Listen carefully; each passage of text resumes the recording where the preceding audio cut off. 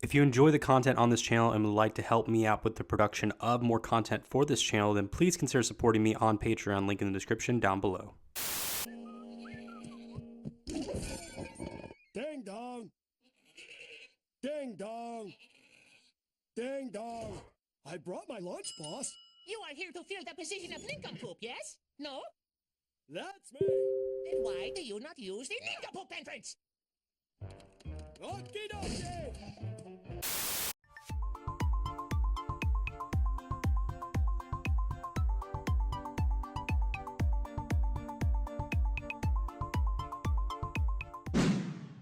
Hello everybody, this is SeetherCord, and welcome to another installment of my SeetherTalks series here on YouTube. This is the first time on SeetherTalks that I'm going to actually be discussing a kind of current event, even though I'm kind of late to the party because of the fact that I took a few days off from YouTube. I'm sorry about that, but I kind of needed a little mental break. I should have alerted you guys of that, but yeah, I took a little mental break, but I'm back now. And I am definitely late to the party on this because this happened over the weekend at Biggest Little Fur Con, BLFC, over the weekend, and everyone was talking about it around Sunday on Mother's Day, and now I'm finally around to talking to it. So I do apologize for being kind of late to the party on this, but I do feel like there are some things that I want to talk about this that I feel like need to be addressed.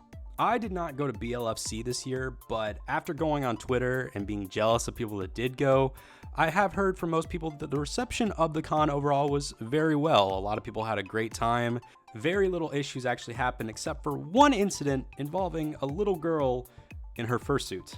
Now, I will let you guys know that I did some research on trying to find out what exactly happened with this event at BLFC, and I'm mostly going off of Twitter here, so if some of it comes off as incorrect or infactual, or if you're gonna be like, oh no, it's this thing, just know like, it's really hard to pinpoint exactly what happened because people are still kind of fussing over this, and it's still, I feel like there needs to be a little bit more time until all the evidence comes out of this.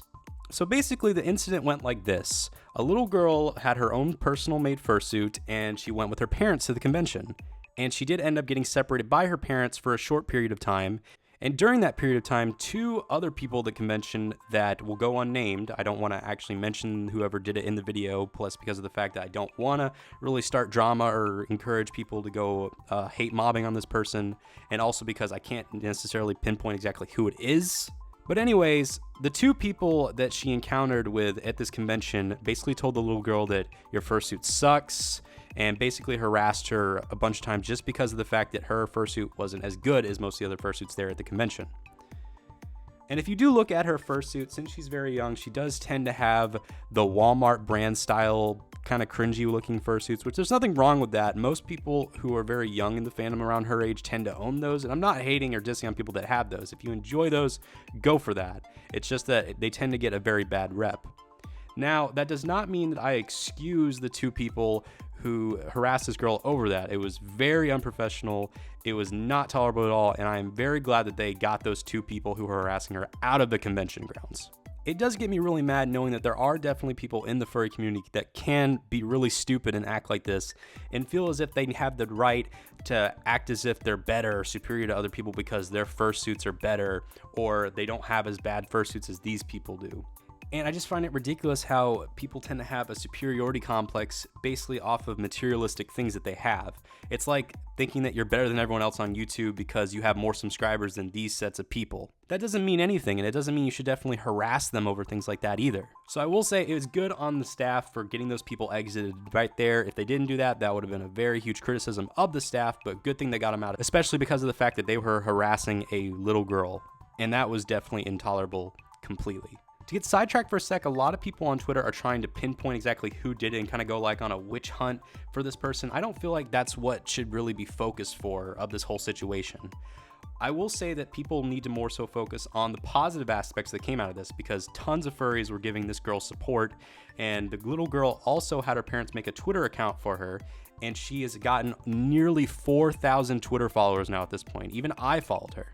People are even saying things about how that they should get a new suit made for her. I think I even heard something about how someone made a GoFundMe to help fund a fursuit maker to make a new suit for her entirely. And that I feel like is really a plus sign of the furry fandom. And even though we had that downside of these two people harassing, which was very scummy and disgusting, it's nice to know that a lot of furries come together to help out people in need, especially during something as traumatic as that. So even though it definitely was a very disgusting incident that happened over this, I kind of view it more in a positive tone because simply the fact that people did end up helping in the end, and the girl did end up getting a better experience in the end as well.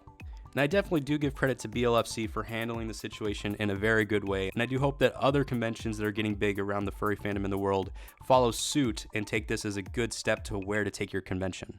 But overall, I think this is a very good experience for me, for everyone in the fandom, and definitely a good rep if outsiders see this story and see how it ended with people helping her out.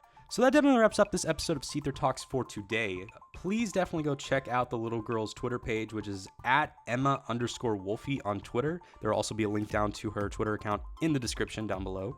If you enjoy my content and want to further help out my channel, please consider donating to my Patreon page, hitting that like button, turning on that notification bell, and subscribing all together. I've been SeetherCord, and I will see you guys next time. So, goodbye, everyone. Seriously, dude, like, harassing someone just because they don't have a good enough fursuit for your standards? Man, that's disgusting.